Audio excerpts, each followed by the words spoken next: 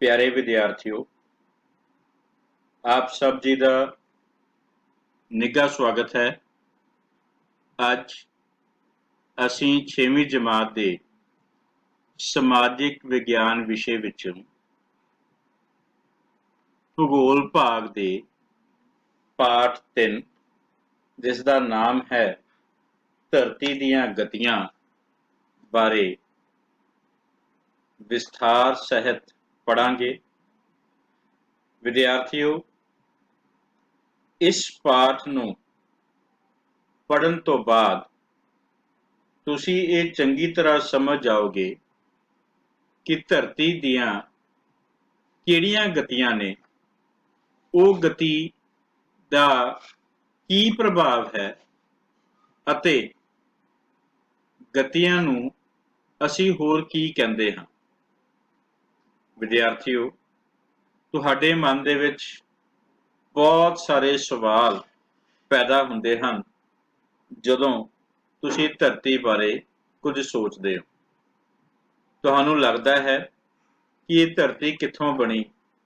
ਤੁਸੀਂ ਉਲਝਣ ਵਿੱਚ ਪੈ ਜਾਂਦੇ ਹੋ ਕਿ ਧਰਤੀ ਦਾ ਇੰਨਾ ਵਿਸ਼ਾਲ ਰੂਪ ਕਿਵੇਂ ਹੋਂਦ ਵਿੱਚ ਆਇਆ। ਤੁਸੀਂ ਸੋਚਦੇ ਹੋ ਕਿ ਧਰਤੀ ਦੇ ਵੱਖ-ਵੱਖ ਰੂਪ ਕਿਸ ਤਰ੍ਹਾਂ ਦੇ ਹੋਣਗੇ। ਵਿਦਿਆਰਥੀਓ, ਤੁਸੀਂ ਇਹ ਅਕਸਰ ਹੀ ਸੁਣਿਆ ਹੋਣਾ ਹੈ ਕਿ ਧਰਤੀ ਘੁੰਮਦੀ ਹੈ। ਤੁਸੀਂ ਸਹਿਜੇ ਹੀ ਉਲਝਣ ਵਿੱਚ ਪੈ ਜਾਂਦੇ ਹੋ ਕਿ ਧਰਤੀ ਕਿਵੇਂ ਘੁੰਮਦੀ ਹੋਵੇਗੀ।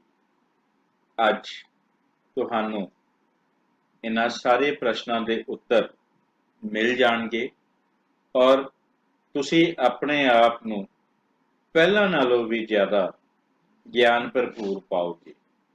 ਬਸ ਜ਼ਰੂਰਤ ਹੈ ਤੁਹਾਨੂੰ ਇਸ ਪਾਠ ਨੂੰ ਬਹੁਤ ਹੀ ਧਿਆਨ ਨਾਲ ਸਮਝਣ ਦੀ। ਸੋ ਵਿਦਿਆਰਥੀਓ, ਤੁਸੀਂ ਆਪਣੇ ਕੋਲ ਕਾਪੀ, ਪੈਨ, ਪੈਨਸਿਲ ਆਦਿ ਜ਼ਰੂਰ ਰੱਖ ਲਿਆ ਕਰੋ ਤਾਂ ਜੋ ਮਹੱਤਵਪੂਰਨ ਗੱਲਾਂ ਤੁਸੀਂ ਨਾਲ ਦੀ ਨਾਲ ਹੀ ਨੋਟ ਕਰ ਸਕੋ। ਸੋ ਆਓ ਆਪਾਂ ਇਸ ਪਾਠ ਦਾ ਅਧਿਐਨ ਸ਼ੁਰੂ ਕਰੀਏ ਔਰ ਦੇਖੀਏ ਕਿ ਇਹ ਪਾਠ ਜੋ ਧਰਤੀ ਦੀਆਂ ਗਤੀਆਂ ਬਾਰੇ ਸਾਨੂੰ ਦੱਸਦਾ ਹੈ, ਇਸ ਵਿੱਚੋਂ ਸਾਨੂੰ ਕਿਸ ਤਰ੍ਹਾਂ ਦੀ ਜਾਣਕਾਰੀ ਪ੍ਰਾਪਤ ਹੁੰਦੀ ਹੈ। ਸੋ ਆਓ ਅਧਿਐਨ ਸ਼ੁਰੂ ਕਰੀਏ। ਸਵੇਰੇ ਸੂਰਜ ਪੂਰਬ ਦਿਸ਼ਾ ਵਿੱਚ ਨਿਕਲਦਾ ਹੈ ਅਤੇ ਸ਼ਾਮ ਨੂੰ ਪੱਛਮ ਦਿਸ਼ਾ ਵਿੱਚ ਛਿਪਦਾ ਹੈ। ਇੰਜ ਲੱਗਦਾ ਹੈ ਕਿ ਜਿਵੇਂ ਸੂਰਜ ਧਰਤੀ ਦੁਆਲੇ ਚੱਕਰ ਲਗਾਉਂਦਾ ਹੈ, ਪਰ ਸੱਚਾਈ ਬਿਲਕੁਲ ਇਸ ਤੋਂ ਉਲਟ ਹੈ, ਅਰਥਾਤ ਧਰਤੀ ਸੂਰਜ ਦੁਆਲੇ ਚੱਕਰ ਕੱਟਦੀ ਹੈ। ਸੋ ਤੁਹਾਡੇ ਮਨ ਦੇ ਵਿੱਚ ਇਹ ਸਵਾਲ ਅਕਸਰ ਆਉਂਦਾ ਹੈ ਕਿ ਜਿਸ ਦਿਸ਼ਾ ਵਿੱਚੋਂ ਸਵੇਰੇ ਸੂਰਜ ਨਿਕਲਦਾ ਹੈ ਉਹ ਘੁੰਮਦਾ ਸਵੇਰ ਦੀ ਦਿਸ਼ਾ ਦੇ ਬਿਲਕੁਲ ਉਲਟ, ਭਾਵ ਪੂਰਬ ਦਿਸ਼ਾ ਦੇ ਉਲਟ ਵਾਲੇ ਪਾਸੇ ਪੱਛਮ ਦਿਸ਼ਾ ਵੱਲ ਕਿਵੇਂ ਚਲਾ ਜਾਂਦਾ ਹੈ। ਤੁਸੀਂ ਹੈਰਾਨ ਹੁੰਦੇ ਹੋ ਕਿ ਇਹ ਕਿੱਦਾਂ ਸੰਭਵ ਹੋ ਸਕਦਾ ਹੈ। ਤੁਹਾਨੂੰ ਲੱਗਦਾ ਹੈ ਕਿ ਸੂਰਜ ਹੀ ਘੁੰਮ ਰਿਹਾ ਹੈ, ਪਰ ਨਹੀਂ ਬੇਟਾ, ਅਸਲ ਦੇ ਵਿੱਚ ਸੂਰਜ ਤਾਂ ਆਪਣੀ ਜਗ੍ਹਾ ਉੱਤੇ ਖੜਾ ਹੈ, ਧਰਤੀ ਹੀ ਉਸ ਦੇ ਦੁਆਲੇ ਚੱਕਰ ਲਗਾ ਰਹੀ ਹੈ। ਸੋ ਪਹਿਲ ਇੱਕ ਧਾਰਮਿਕ ਧਾਰਨਾ ਬਣ ਗਈ ਸੀ ਕਿ ਇਹ ਸਭ ਕੁਝ ਪਰਮਾਤਮਾ ਦੇ ਅਨੁਸਾਰ ਹੀ ਹੋ ਰਿਹਾ ਹੈ ਤੇ ਸੂਰਜ ਧਰਤੀ ਦਾ ਚੱਕਰ ਲਗਾਉਂਦਾ ਹੈ। ਵਿਦਿਆਰਥੀਓ, ਪਹਿਲਾਂ ਲੋਕਾਂ ਦੇ ਮਨ ਦੇ ਵਿੱਚ ਵਿਚਾਰ ਸੀ ਕਿ ਸ਼ਾਇਦ ਇਹ ਸਾਰਾ ਕੁਝ ਪਰਮਾਤਮਾ ਦੇ ਵਰਤਾਰੇ ਵਿੱਚ ਆਪ ਮੁਹਾਰੇ ਹੋਈ ਜਾ ਰਿਹਾ ਹੈ। ਆਓ ਆਪਾਂ ਸਮਝੀਏ, ਹੋਰ ਦੇਖੀਏ ਕਿ ਧਰਤੀ ਦੀਆਂ ਗਤੀਆਂ 'ਚ ਸਾਨੂੰ ਕੀ ਸਮਝ ਆਉਂਦਾ ਹੈ। ਸੂਰਜ ਦੇ ਚੱਕਰ ਕੱਟਣ ਦੀ ਮਿੱਥ ਨੇ, ਮਿੱਥ ਦਾ ਮਤਲਬ ਹੁੰਦਾ ਹੈ ਕਿਸੇ ਚੀਜ਼ ਨੂੰ ਅਸੀਂ ਮੰਨ ਲਿਆ। ਸੋ ਸੂਰਜ ਦੇ ਚੱਕਰ ਕੱਟਣ ਦੀ ਮਿੱਥ ਨੇ ਸਾਇੰਸਦਾਨਾਂ ਨੂੰ ਸੋਚਣ ਲਈ ਮਜਬੂਰ ਕੀਤਾ। ਸਾਇੰਸਦਾਨ ਕੌਣ ਹੁੰਦੇ ਨੇ? ਵਿਗਿਆਨੀ, ਜੋ ਵਿਗਿਆਨ ਦੇ ਆਧਾਰ ਤੇ ਗੱਲਾਂ ਕਰਦੇ।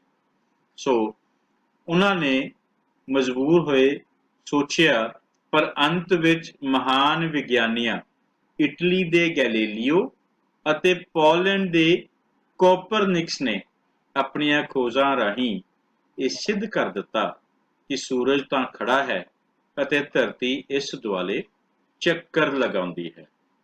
ਸੋ ਇਹ ਬਹੁਤ ਹੀ ਮਹੱਤਵਪੂਰਨ ਨਾਮ ਨੇ ਵਿਦਿਆਰਥੀਓ, ਇਹਨਾਂ ਨੂੰ ਤੁਸੀਂ ਯਾਦ ਰੱਖਣਾ ਹੈ ਕਿ ਦੋ ਮਹਾਨ ਵਿਗਿਆਨੀ, ਇੱਕ ਸੀ ਇਟਲੀ ਦੇ, ਉਹਨਾਂ ਦਾ ਨਾਮ ਹੈ ਗੈਲੀਲੀਓ, ਅਤੇ ਦੂਸਰੇ ਸੀ ਪੋਲੈਂਡ ਦੇ, ਤੇ ਉਹ ਨਾਮ ਵੀ ਤੁਸੀਂ ਯਾਦ ਰੱਖਣਾ ਹੈ, ਉਹ ਨਾਮ ਹੈ ਕੋਪਰਨਿਕਸ। ਇਹਨਾਂ ਦੋਨਾਂ ਮਹਾਨ ਵਿਗਿਆਨੀਆਂ ਨੇ ਇਹ ਖੋਜ ਕੀਤੀ ਕਿ ਸੂਰਜ ਘੁੰਮ ਰਿਹਾ ਹੈ ਜਾਂ ਧਰਤੀ ਘੁੰਮ ਰਹੀ ਹੈ। ਸੋ ਇਹਨਾਂ ਨੇ ਆਪਣੀਆਂ ਖੋਜਾਂ ਦੇ ਨਾਲ ਇਹ ਸਿੱਧ ਕੀਤਾ, ਇਹ ਸਾਬਿਤ ਕਰ ਦਿੱਤਾ, ਦੁਨੀਆ ਸਾਹਮਣੇ ਇਹ ਸੱਚਾਈ ਲੈ ਕੇ ਆਏ ਕਿ ਸੂਰਜ ਤਾਂ ਖੜਾ ਹੈ, ਅਸਲ ਦੇ ਵਿੱਚ ਧਰਤੀ ਇਸ ਦੁਆਲੇ ਚੱਕਰ ਲਗਾਉਂਦੀ ਹੈ। ਸੋ ਵਿਦਿਆਰਥੀਓ, ਆਪ ਜੀ ਦੇ ਮਨ ਵਿੱਚ ਆਉਂਦਾ ਹੋਵੇਗਾ ਕਿ ਇਹ ਦੋ ਕਿਹੜੇ ਮਹਾਨ ਵਿਗਿਆਨੀ ਹਨ। ਆਓ ਆਪਾਂ ਇਹਨਾਂ ਦੋਨਾਂ ਮਹਾਨ ਵਿਗਿਆਨੀਆਂ ਨੂੰ ਦੇਖੀਏ ਕੌਣ ਸੀ। ਸੋ ਪਹਿਲੀ ਤਸਵੀਰ ਪੋਲੈਂਡ ਦਾ ਕੋਪਰਨਿਕਸ ਜੋ ਤੁਹਾਡੇ ਸਾਹਮਣੇ ਹੈ। ਇਹਨਾਂ ਦਾ ਸਮਾਂ 1473 ਤੋਂ 1543 ਈਸਵੀ ਦਾ ਸਮਾਂ ਸੀ ਇਹਨਾਂ ਦਾ।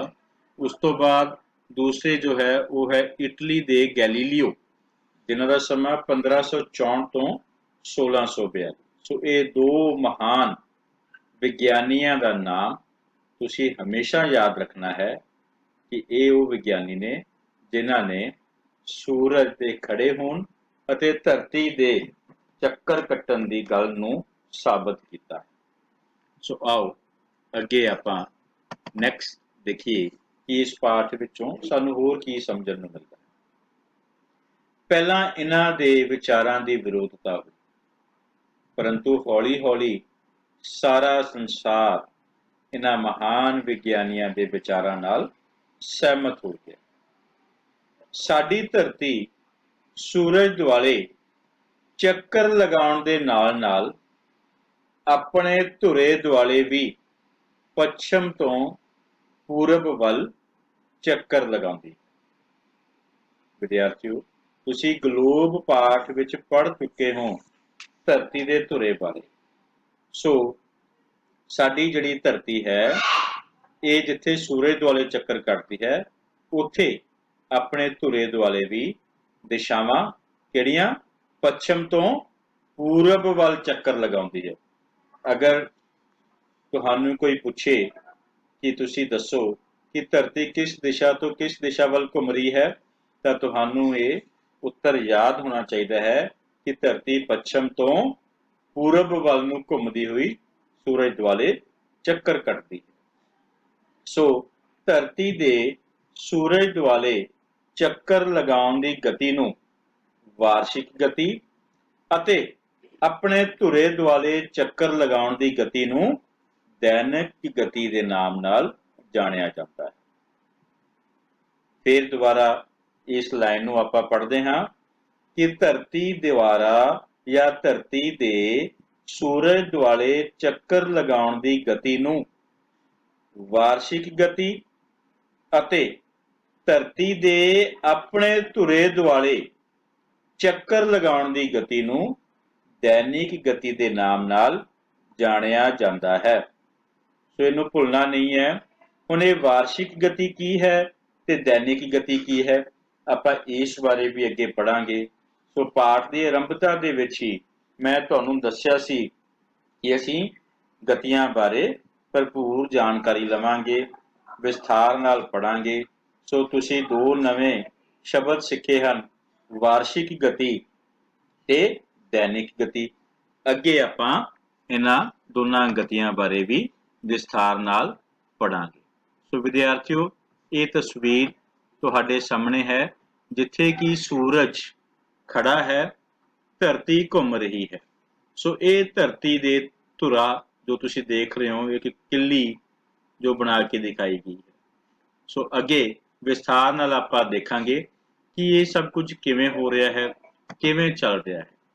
ਸੋ ਹੁਣ ਤੱਕ ਤੁਸੀਂ ਜੋ ਵੀ ਪਾਠ ਪੜ੍ਹਿਆ ਹੈ, ਮੈਨੂੰ ਆਸ ਹੈ ਕਿ ਤੁਹਾਨੂੰ ਬੜੇ ਚੰਗੇ ਤਰ੍ਹਾਂ ਨਾਲ ਉਹ ਸਮਝ ਆ ਗਿਆ ਹੋਵੇਗਾ ਕਿ ਧਰਤੀ ਕਿਸ ਤਰੀਕੇ ਦੇ ਨਾਲ ਵਾਰਸ਼ਿਕ ਗਤੀ ਔਰ ਦੈਨਿਕ ਗਤੀ ਦੇ ਨਾਲ ਘੁੰਮ ਰਹੀ ਹੈ। सो आओ अगे देखिए बेटा कि धरती की दैनिक गति की है। धरती अपने धुरे दुआले पश्चिम तो पूरब वल घूमती है। सो याद रखना है ये गल कि धरती अपने धुरे दुआले पश्चिम तो पूरब वल घूमती है ਅਤੇ ਇਹ ਆਪਣਾ ਇੱਕ ਚੱਕਰ 24 ਘੰਟੇ ਵਿੱਚ ਪੂਰਾ ਕਰਦੀ ਹੈ। ਸੋ ਯਾਦ ਰੱਖਣੀ ਹੈ ਗੱਲ ਕਿ ਧਰਤੀ ਆਪਣੇ ਧੁਰੇ ਦੁਆਲੇ ਇੱਕ ਚੱਕਰ ਜੋ ਹੈ 24 ਘੰਟੇ ਵਿੱਚ ਪੂਰਾ ਕਰਦੀ ਹੈ। ਧਰਤੀ ਦੀ ਇਸੇ ਗਤੀ ਨੂੰ ਹੀ ਬੇਟਾ ਧਰਤੀ ਦੀ ਦੈਨਿਕ ਗਤੀ ਕਹਿੰਦੇ ਹਨ। ਫਿਰ ਸੁਣੋ ਕਿ ਧਰਤੀ ਆਪਣੇ ਧੁਰੇ ਦੁਆਲੇ ਪੱਛਮ ਤੋਂ ਪੂਰਬ ਵੱਲ ਘੁੰਮਦੀ ਹੈ। ਪੱਛਮ ਤੋਂ ਪੂਰਬ ਵੱਲ ਘੁੰਮਦੀ ਹੈ ਅਤੇ ਇਹ ਆਪਣਾ ਇੱਕ ਚੱਕਰ 24 ਘੰਟੇ ਵਿੱਚ ਪੂਰਾ ਕਰਦੀ ਹੈ। ਧਰਤੀ ਦੀ ਇਸ ਗਤੀ ਨੂੰ ਧਰਤੀ ਦੀ ਦੈਨਿਕ ਗਤੀ ਕਹਿੰਦੇ ਹਨ। ਸੋ ਧਰਤੀ ਦੀ ਦੈਨਿਕ ਗਤੀ ਕੀ ਹੁੰਦੀ ਹੈ, ਇਸ ਨੂੰ ਯਾਦ ਰੱਖਣਾ। आओ ਅੱਗੇ ਦੇਖੀਏ। ਧਰਤੀ ਦਾ ਧੁਰਾ ਇੱਕ ਕਲਪਿਤ ਰੇਖਾ ਹੈ ਜੋ ਧਰਤੀ ਵਿੱਚੋਂ ਲੰਘਦਾ ਹੈ। आओ ਆਪਾਂ ਦੁਬਾਰਾ ਦੇਖੀਏ ਕਿ ਇਹ ਜੋ ਧਰਤੀ ਦਾ ਧੁਰਾ ਇਹ ਧਰਤੀ ਦੇ ਵਿੱਚੋਂ ਜੋ ਲੰਘਦਾ ਹੋਇਆ ਦਿਖਾਇਆ ਗਿਆ ਹੈ। ਇਹ ਤੁਹਾਨੂੰ ਬਣਾ ਕੇ ਦਿਖਾ ਦਿੱਤਾ ਕਿ ਧਰਤੀ ਦਾ ਧੁਰਾ ਕਿੱਥੇ ਹੈ, ਕਿਸ ਤਰ੍ਹਾਂ ਹੁੰਦਾ ਹੈ। ਸੋ ਅੱਗੇ ਦੇਖੀਏ ਕਿ ਧਰਤੀ ਦਾ ਧੁਰਾ ਇੱਕ ਕਲਪਿਤ ਰੇਖਾ ਹੈ ਜੋ ਕਿ ਧਰਤੀ ਦੇ ਵਿੱਚੋਂ ਲੰਘਦਾ ਹੈ ਅਤੇ ਇਸ ਦੇ ਦੋ ਸਿਰੇ ਹਨ, ਉੱਤਰੀ ਧਰੁਵ ਅਤੇ ਦੱਖਣੀ ਧਰੁਵ। ਧਰਤੀ ਆਪਣੇ ਧੁਰੇ ਤੇ 66.5 ਡਿਗਰੀ ਦੇ ਕੋਣ ਤੇ ਝੁਕੀ ਹੋਈ ਹੈ। ਧਰਤੀ ਆਪਣੇ ਧੁਰੇ ਤੇ 66.5 ਡਿਗਰੀ ਦੇ ਕੋਣ ਤੇ ਝੁਕੀ ਹੋਈ ਹੈ। ਆਓ ਦੁਬਾਰਾ ਦੇਖੀਏ ਕਿ ਇਹ ਜੋ ਧਰਤੀ ਤੁਹਾਡੇ ਸਾਹਮਣੇ ਤੁਸੀਂ ਦੇਖ ਰਹੇ ਹੋ ਸਕਰੀਨ ਦੇ ਉੱਤੇ ਕਿ ਇਹ ਜੋ ਧੁਰੇ ਹਨ, ਧਰਤੀ ਦਾ ਧੁਰਾ ਜੋ ਕਲਪਿਤ ਰੇਖਾ ਹੈ ਜੋ ਕਿੱਲੀ ਦੇ ਰੂਪ ਵਿੱਚੋਂ ਇਸ ਤਸਵੀਰ ਦੇ ਵਿੱਚ ਦਿਖਾਇਆ ਗਿਆ ਹੈ, ਇਸ ਦੇ ਦੋ ਸਿਰੇ ਹਨ। ਆ ਉੱਪਰ ਵਾਲਾ ਸਿਰਾ, ਆ ਹੇਠਾਂ ਵਾਲਾ ਸਿਰਾ। ਇਹ ਉੱਪਰਲੇ ਸਿਰੇ ਨੂੰ ਅਸੀਂ ਉੱਤਰੀ ਧਰੁਵ ਆਖਦੇ ਹਾਂ ਜਾਂ ਧੁਰਾ ਆਖਦੇ ਹਾਂ। ਹੇਠਾਂ ਵਾਲਾ ਸਿਰਾ ਇਸ ਨੂੰ ਅਸੀਂ ਦੱਖਣੀ ਧਰੁਵ ਜਾਂ ਧੁਰਾ ਆਖਦੇ ਹਾਂ। ਵਿਦਿਆਰਥੀਓ, ਇਹ ਤਿਰਛੀ ਜਿਹੀ ਲਾਈਨ ਤੁਹਾਨੂੰ ਵੀ ਇਹ ਦਰਸਾਉਂਦੀ ਹੈ ਕਿ ਧਰਤੀ ਆਪਣੇ ਧੁਰੇ ਉੱਤੇ 66.5 ਡਿਗਰੀ ਦੇ ਕੋਣ ਤੇ ਝੁਕੀ ਹੋਈ ਹੈ। ਸੋ ਯਾਦ ਰੱਖਣਾ ਹੈ ਵਿਦਿਆਰਥੀਓ ਕਿ ਧਰਤੀ ਆਪਣੇ ਧੁਰੇ ਉੱਤੇ 66.5 ਡਿਗਰੀ ਦੇ ਕੋਣ ਤੇ ਝੁਕੀ ਹੋਈ ਹੈ। ਸੋ ਇਸ ਤਸਵੀਰ ਨੂੰ ਤੁਸੀਂ ਧਿਆਨ ਨਾਲ ਦੇਖੋ ਅਤੇ ਆਪਣੇ ਮਨ ਵਿੱਚ ਚੰਗੀ ਤਰ੍ਹਾਂ ਯਾਦ ਕਰ ਲਓ ਕਿ ਧਰਤੀ ਦਾ ਧੁਰਾ ਕੀ ਹੈ, ਧਰਤੀ ਦੇ ਧੁਰਿਆਂ ਨੂੰ ਕੀ ਕਹਿੰਦੇ ਹਨ ਔਰ ਉੱਪਰਲੇ ਧੁਰੇ ਨੂੰ ਹੇਠਲੇ ਧੁਰੇ ਨੂੰ ਦੋਵਾਂ ਦੇ ਨਾਮ ਤੁਸੀਂ ਯਾਦ ਰੱਖਣੇ ਹਨ ਤੇ ਨਾਲ ਹੀ ਇਹ ਵੀ ਯਾਦ ਰੱਖਣਾ ਹੈ ਕਿ ਧਰਤੀ ਆਪਣੇ ਧੁਰੇ ਤੇ ਕਿੰਨੇ ਡਿਗਰੀ ਦੇ ਕੋਣ ਤੇ ਝੁਕੀ ਹੋਈ ਹੈ। ਸੋ ਇਹਨਾਂ ਸਾਰੀਆਂ ਗੱਲਾਂ ਨੂੰ ਆਪਣੇ ਮਨ ਵਿੱਚ ਹਮੇਸ਼ਾ ਲਈ ਯਾਦ ਕਰਕੇ ਰੱਖੋ। आओ ਅੱਗੇ ਦੇਖੀਏ ਕਿ ਧਰਤੀ ਦੀ ਦੈਨਿਕ ਗਤੀ ਕੀ ਹੁੰਦੀ ਹੈ। ਧਰਤੀ ਦੀ ਪੱਛਮ ਤੋਂ ਪੂਰਬ ਵੱਲ ਦੀ ਦੈਨਿਕ ਗਤੀ ਕਰਕੇ ਹੀ ਸੂਰਜ ਪੂਰਬ ਵੱਲੋਂ ਨਿਕਲਦਾ ਹੈ ਤੇ ਸ਼ਾਮ ਨੂੰ ਪੱਛਮ ਵਿੱਚ ਛਿਪਦਾ ਦਿਖਾਈ ਦਿੰਦਾ ਹੈ। ਸੋ ਫਿਰ ਯਾਦ ਰੱਖਣਾ ਹੈ ਕਿ ਧਰਤੀ ਦੀ ਪੱਛਮ ਤੋਂ ਪੂਰਬ ਵੱਲ ਦੀ ਦੈਨਿਕ ਗਤੀ ਕਰਕੇ ਹੀ ਸੂਰਜ ਪੂਰਬ ਵੱਲੋਂ ਨਿਕਲਦਾ ਹੈ ਅਤੇ ਸ਼ਾਮ ਨੂੰ ਪੱਛਮ ਵਿੱਚ ਛਿਪਦਾ ਦਿਖਾਈ ਦਿੰਦਾ ਹੈ। ਸੋ ਆਪਾਂ ਪਹਿਲਾਂ ਗੱਲ ਕੀਤੀ ਸੀ ਕਿ ਸੂਰਜ ਪੂਰਬ ਵਿੱਚੋਂ ਨਿਕਲਦਾ ਹੈ, ਪੱਛਮ ਵੱਲ ਕਿਵੇਂ ਘੁੰਮ ਜਾਂਦਾ ਹੈ। ਤੁਹਾਡੇ ਮਨ ਵਿੱਚ ਇਹ ਸਵਾਲ ਕਈ ਵਾਰ ਆਉਂਦਾ ਹੈ। ਸੋ ਹੁਣ ਤੁਸੀਂ ਇਹ ਕਦੇ ਭੁੱਲਣਾ ਨਹੀਂ ਹੈ ਵਿਦਿਆਰਥੀਓ, ਇਸ ਗੱਲ ਨੂੰ ਹਮੇਸ਼ਾ ਹੀ ਚੰਗੀ ਤਰ੍ਹਾਂ ਯਾਦ ਰੱਖਣਾ ਹੈ।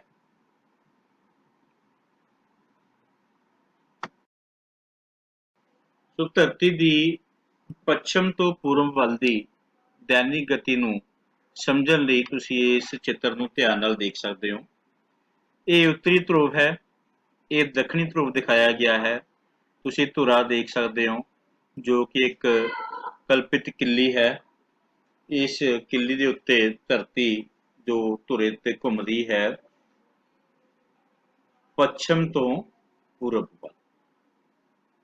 ਇਹ ਦਿਸ਼ਾ ਨੂੰ ਇਸ ਤੀਰ ਨਾਲ ਦਿਖਾਇਆ ਗਿਆ ਹੈ ਕਿ ਧਰਤੀ ਆ ਪੱਛਮ ਦਿਸ਼ਾ ਤੋਂ ਪੂਰਬ ਵੱਲ ਨੂੰ ਘੁੰਮਦੀ ਹੈ। ਸੋ ਵਿਦਿਆਰਥੀਓ, ਤੁਸੀਂ ਹਮੇਸ਼ਾ ਯਾਦ ਰੱਖਣਾ ਹੈ, ਭੁੱਲਣਾ ਨਹੀਂ ਹੈ। ਆਓ ਅੱਗੇ ਦੇਖੀਏ ਕਿ ਇਹ ਜੋ ਧਰਤੀ ਦੀ ਦੈਨਿਕ ਗਤੀ ਹੈ, ਇਸ ਦੈਨਿਕ ਗਤੀ ਦੇ ਸਦਕਾ ਕੀ ਪ੍ਰਭਾਵ ਪੈਂਦੇ ਹਨ। ਧਰਤੀ ਦੀ ਦੈਨਿਕ ਗਤੀ ਦੇ ਕਰਕੇ ਕਿਹੜੇ-ਕਿਹੜੇ ਅਸਰ ਹੁੰਦੇ ਹਨ। ਆਓ ਧਿਆਨ ਨਾਲ ਪੜ੍ਹੀਏ ਕਿ ਧਰਤੀ ਦੀ ਦੈਨਿਕ ਗਤੀ ਕਰਕੇ ਹੀ ਦਿਨ ਅਤੇ ਰਾਤ ਬਣਦੇ ਹਨ। ਤੁਹਾਡੇ ਮਨ ਦੇ ਵਿੱਚ ਕਈ ਵਾਰ ਸਵਾਲ ਪੈਦਾ ਹੁੰਦਾ ਹੈ ਕਿ ਇਹ ਦਿਨ ਕਿਵੇਂ ਬਣਦਾ ਹੈ, ਦਿਨ ਤੋਂ ਬਾਅਦ ਰਾਤ ਕਿਸ ਤਰ੍ਹਾਂ ਆ ਜਾਂਦੀ ਹੈ, ਫਿਰ ਅਗਲੇ ਦਿਨ ਕਿਸ ਤਰ੍ਹਾਂ ਆ ਜਾਂਦਾ ਹੈ, ਫਿਰ ਰਾਤ ਕਿਸ ਤਰ੍ਹਾਂ ਆਉਂਦੀ ਹੈ। ਸੋ ਦਿਨ ਅਤੇ ਰਾਤ ਬਣਨ ਦਾ ਮੁੱਖ ਕਾਰਨ ਕੀ ਹੈ? ਧਰਤੀ ਦੀ ਦੈਨਿਕ ਗਤੀ। ਦੈਨਿਕ ਗਤੀ ਕਰਕੇ ਹੀ ਦਿਨ ਅਤੇ ਰਾਤ ਬਣਦੇ ਹਨ। ਧਰਤੀ ਦੇ ਆਪਣੇ ਧੁਰੇ ਦੁਆਲੇ ਚੱਕਰ ਕੱਟਣ ਦੌਰਾਨ ਜੋ ਹਿੱਸਾ ਸੂਰਜ ਦੇ ਸਾਹਮਣੇ ਹੁੰਦਾ ਹੈ, ਉਸ ਹਿੱਸੇ ਤੇ ਦਿਨ ਅਤੇ ਜੋ ਹਿੱਸਾ ਸੂਰਜ ਤੋਂ ਪਰੇ ਚਲਿਆ ਜਾਂਦਾ ਹੈ, ਉਸ ਹਿੱਸੇ ਤੇ ਰਾਤ ਹੁੰਦੀ ਹੈ। ਸੋ ਇਹਨਾਂ ਲਾਈਨਾਂ ਨੂੰ ਦੁਬਾਰਾ ਸਮਝੋ ਬੇਟੇ, ਤੁਹਾਡੀ ਜਾਣਕਾਰੀ ਵਿੱਚ ਬਹੁਤ ਵਾਧਾ ਹੋਵੇਗਾ ਕਿ ਦਿਨ ਅਤੇ ਰਾਤ ਕਿਵੇਂ ਬਣਦੇ ਹਨ। ਦਿਨ ਅਤੇ ਰਾਤ ਧਰਤੀ ਦੀ ਦੈਨਿਕ ਗਤੀ ਕਰਕੇ ਬਣਦੇ ਹਨ। ਹੁਣ ਇਹ ਕਿਸ ਤਰ੍ਹਾਂ ਬਣਦੇ ਹਨ? ਫਿਰ ਸਮਝੋ ਕਿ ਧਰਤੀ ਆਪਣੇ ਧੁਰੇ ਦੁਆਲੇ ਚੱਕਰ ਕੱਟਦੀ ਹੈ, ਧੁਰੇ ਤੇ ਘੁੰਮਦੀ ਹੈ ਬੇਟੇ ਆਪਣੇ, ਠੀਕ ਹੈ। ਸੋ ਜੋ ਧਰਤੀ ਜਦੋਂ ਘੁੰਮਦੀ ਹੈ ਤੇ ਜੋ ਹਿੱਸਾ ਧਰਤੀ ਦਾ ਸੂਰਜ ਦੇ ਸਾਹਮਣੇ ਆ ਜਾਂਦਾ ਹੈ, ਉੱਥੇ ਸੂਰਜ ਦੀ ਰੌਸ਼ਨੀ ਪੈਂਦੀ ਹੈ, ਔਰ ਸੂਰਜ ਦੀ ਰੌਸ਼ਨੀ ਜਦੋਂ ਉਸ ਹਿੱਸੇ ਤੇ ਪੈਂਦੀ ਹੈ ਤਾਂ ਫਿਰ ਉੱਥੇ ਦਿਨ ਹੁੰਦਾ ਹੈ, ਅਤੇ ਜੋ ਹਿੱਸਾ ਸੂਰਜ ਤੋਂ ਪਰਾਂ ਚਲਾ ਜਾਏ ਉੱਥੇ ਕੀ ਹੁੰਦਾ ਹੈ? ਬਿਲਕੁਲ ਠੀਕ, ਉੱਥੇ ਰਾਤ ਹੁੰਦੀ ਹੈ। ਵਿਦਿਆਰਥੀਓ, ਤੁਸੀਂ ਇਸ ਗੱਲ ਨੂੰ ਇੱਕ ਪ੍ਰੈਕਟੀਕਲ ਨਾਲ ਵੀ ਸਮਝ ਸਕਦੇ ਹੋ ਕਿ ਗਲੋਬ ਦੇ ਉੱਤੇ ਜਦੋਂ ਤੁਸੀਂ ਸਿੱਧੀ ਟਾਰਚ ਮਾਰਦੇ ਹੋ ਤਾਂ ਉਸ ਬਲਬ ਦੀ ਰੌਸ਼ਨੀ ਗਲੋਬ ਦੇ ਜਿਸ ਹਿੱਸੇ ਵੱਲ ਪਏਗੀ, ਉਹ ਹਿੱਸਾ ਟਾਰਚ ਦੇ ਸਾਹਮਣੇ ਹੋਏਗਾ। ਜਿਸ ਹਿੱਸੇ ਤੇ ਰੌਸ਼ਨੀ ਪੈ ਰਹੀ ਹੈ ਉੱਥੇ ਦਿਨ ਹੈ, ਜੋ ਗਲੋਬ ਦਾ ਪਿੱਛੇ ਵਾਲਾ ਹਿੱਸਾ ਹੈ ਜਿੱਥੇ ਉਹ ਰੌਸ਼ਨੀ ਨਹੀਂ ਪੈ ਰਹੀ ਉੱਥੇ ਰਾਤ ਹੁੰਦੀ ਹੈ, ਉੱਥੇ ਹਨੇਰਾ ਹੁੰਦਾ ਹੈ। ਸੋ ਜੇਕਰ ਧਰਤੀ ਦੀ ਦੈਨਿਕ ਗਤੀ ਨਾ ਹੁੰਦੀ ਤਾਂ ਜੋ ਹਿੱਸਾ ਸੂਰਜ ਤੋਂ ਪਰੇ ਹੋਣਾ ਸੀ ਉੱਥੇ ਹਮੇਸ਼ਾ ਰਾਤ ਅਤੇ ਸਾਹਮਣੇ ਵਾਲੇ ਹਿੱਸੇ ਤੇ ਸਦਾ ਦਿਨ ਹੋਣਾ ਸੀ। ਇਸ ਗੱਲ ਦਾ ਕੀ ਮਤਲਬ ਹੈ ਵਿਦਿਆਰਥੀਓ?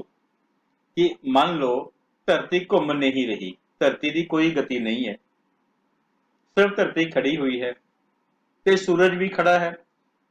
ਅਗਰ ਇਹੋ ਜਿਹੀ ਸਥਿਤੀ ਹੁੰਦੀ ਤਾਂ ਸੂਰਜ ਦਾ ਜੋ ਰੋਸ਼ਨੀ ਹੈ ਸੂਰਜ ਦੀ, ਉਹ ਧਰਤੀ ਦੇ ਜਿਸ ਹਿੱਸੇ ਉੱਤੇ ਪੈ ਰਹੀ ਹੈ ਤਾਂ ਫਿਰ ਉੱਥੇ ਹਮੇਸ਼ਾ ਦਿਨ ਹੀ ਹੁੰਦਾ, ਤੇ ਜਿੱਥੇ ਸੂਰਜ ਦੀ ਰੋਸ਼ਨੀ ਨਾ ਪਹੁੰਚਦੀ ਉੱਥੇ ਰਾਤ ਹੁੰਦੀ।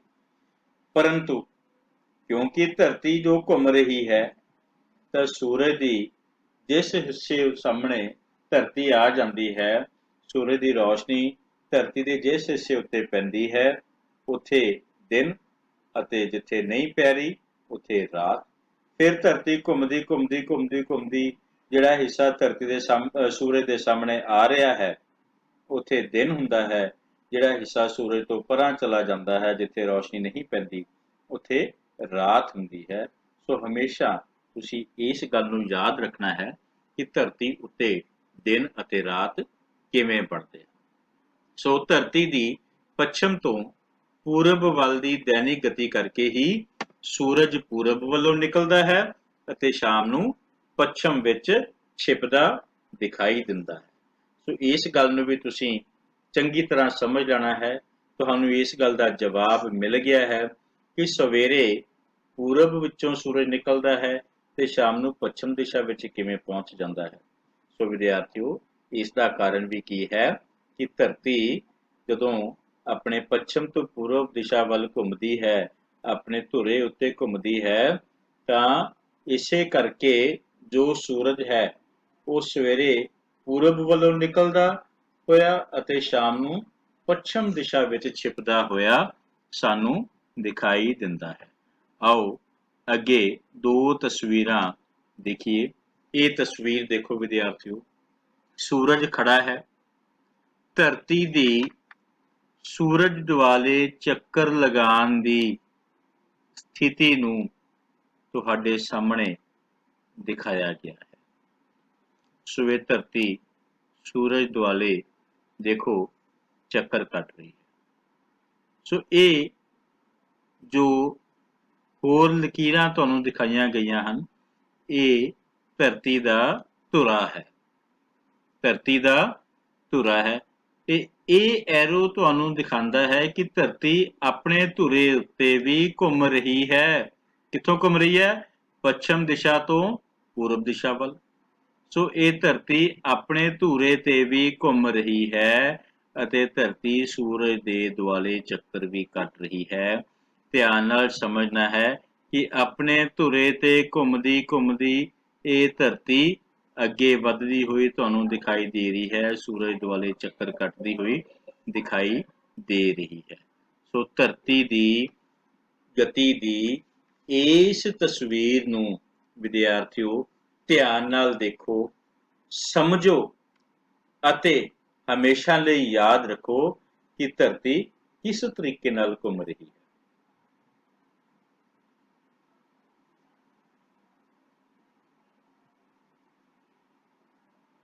ਹੁਣ ਦੇਖੀਏ ਅਗਲੀ ਤਸਵੀਰ, ਤੁਹਾਡੀ ਜਾਣਕਾਰੀ ਵਿੱਚ ਹੋਰ ਵਾਧਾ ਕਰੇਗੀ।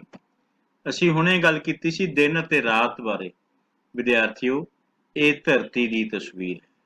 ਇਹ ਸੂਰਜ ਦੀ ਰੌਸ਼ਨੀ ਦਿਖਾਈ ਗਈ ਹੈ ਕਿ ਸੂਰਜ ਦੀ ਰੌਸ਼ਨੀ ਧਰਤੀ ਦੇ ਜਿਸ ਹਿੱਸੇ ਉੱਤੇ ਪੈ ਰਹੀ ਹੈ ਸਿੱਧੀ, ਉੱਥੇ ਦਿਨ ਹੈ ਤੇ ਜਿਹੜਾ ਹਿੱਸਾ ਦੂਰ ਹੈ ਉੱਥੇ ਰਾਤ ਹੈ। ਆਓ ਪਿਛਲੀ ਤਸਵੀਰ ਵੱਲ ਚਲੀਏ ਤੇ ਉੱਥੋਂ ਇਸ ਨੂੰ ਆਪਾਂ ਹੋਰ ਧਿਆਨ ਦੇ ਨਾਲ, ਹੋਰ ਗਹਿਰਾਈ ਦੇ ਨਾਲ ਦੇਖੀਏ। ਦੇਖੋ ਵਿਦਿਆਰਥੀ, ਜੋ ਤੁਸੀਂ ਦੇਖ ਰਹੇ ਹੋ, ਕਿਤੇ ਤੁਹਾਨੂੰ ਧਰਤੀ ਦਾ ਕੋਈ ਹਿੱਸਾ ਜ਼ਿਆਦਾ ਚਮਕੀਲਾ ਦਿਖਾਈ ਦੇ ਰਿਹਾ ਹੈ, ਕਿਤੇ ਹਨੇਰਾ ਦਿਖਾਈ ਦੇ ਰਿਹਾ ਹੈ। ਇਸੇ ਤਰ੍ਹਾਂ ਘੁੰਮਦੀ ਹੋਈ ਇੱਥੇ ਵੀ ਤੁਸੀਂ ਦੇਖ ਰਹੇ ਹੋ ਰੌਸ਼ਨੀ, ਇਹ ਹਨੇਰਾ ਹੈ। ਇੱਧਰ ਦੇਖਦੇ ਹੋ ਰੌਸ਼ਨੀ, ਇੱਧਰ ਹਨੇਰਾ ਹੈ। ਸਾਹਮਣੇ ਤੁਹਾਡੇ ਇਹ ਰੌਸ਼ਨੀ ਵਾਲਾ ਹਿੱਸਾ ਹੈ, ਇਹਦੇ ਪਿੱਛੇ ਹਨੇਰਾ, ਜਿਸ ਤਰ੍ਹਾਂ ਕਿ ਤੁਸੀਂ ਇਹ ਦੇਖਿਆ ਹੈ। ਸੋ ਜਿੱਥੇ ਸੂਰਜ ਦੀਆਂ ਕਿਰਨਾਂ ਸਿੱਧੀਆਂ ਪੈ ਰਹੀਆਂ ਹਨ, ਰੌਸ਼ਨੀ ਪੈ ਰਹੀ ਹੈ, ਉਸ ਹਿੱਸੇ ਉੱਤੇ ਦਿਨ, ਜਿੱਥੇ ਰੌਸ਼ਨੀ ਨਹੀਂ ਪੈ ਰਹੀ, ਕਿਰਨਾਂ ਨਹੀਂ ਪੈ ਰਹੀਆਂ, ਉੱਥੇ ਰਾਤ ਹੈ ਵਿਦਿਆਰਥੀਓ।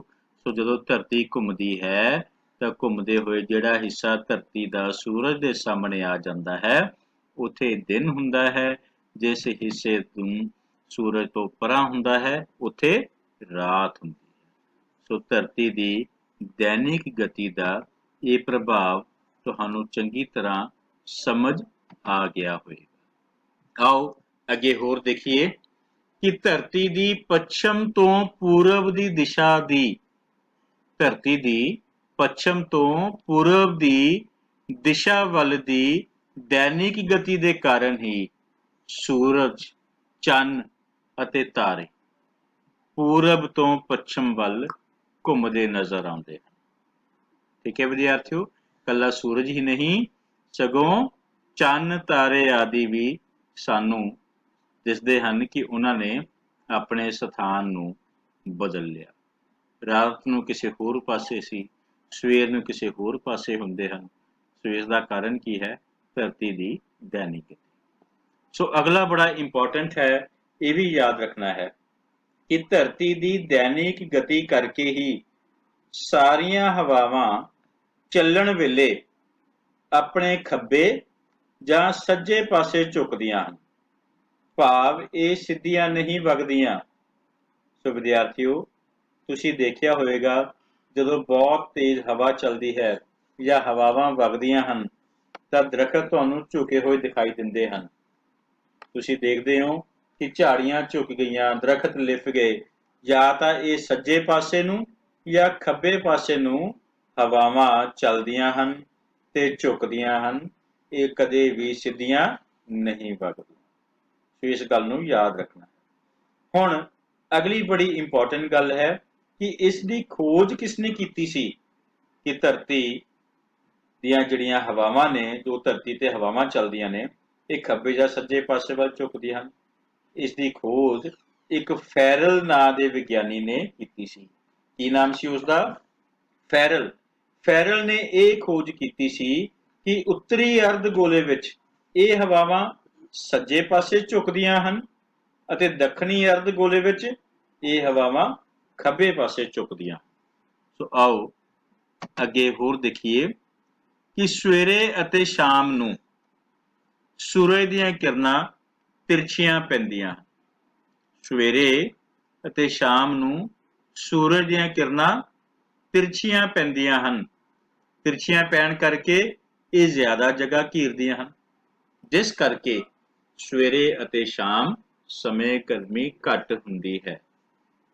ਪਰੰਤੂ ਦੁਪਹਿਰ ਵੇਲੇ ਇਹ ਕਿਰਨਾਂ ਸਿੱਧੀਆਂ ਪੈਂਦੀਆਂ ਹਨ, ਇਸ ਕਰਕੇ ਦੁਪਹਿਰ ਦੇ ਸਮੇਂ ਜ਼ਿਆਦਾ ਗਰਮੀ ਹੁੰਦੀ ਹੈ। ਤੁਸੀਂ ਮਹਿਸੂਸ ਕਰਦੇ ਹੋ ਵਿਦਿਆਰਥੀਓ ਕਿ ਗਰਮੀਆਂ ਦੇ ਮੌਸਮ ਵਿੱਚ ਵੀ ਦੁਪਹਿਰ ਦੀ ਗਰਮੀ ਦਾ ਸਵੇਰੇ ਔਰ ਸ਼ਾਮ ਦੀ ਗਰਮੀ ਨਾਲੋਂ ਅੰਤਰ ਹੁੰਦਾ ਹੈ।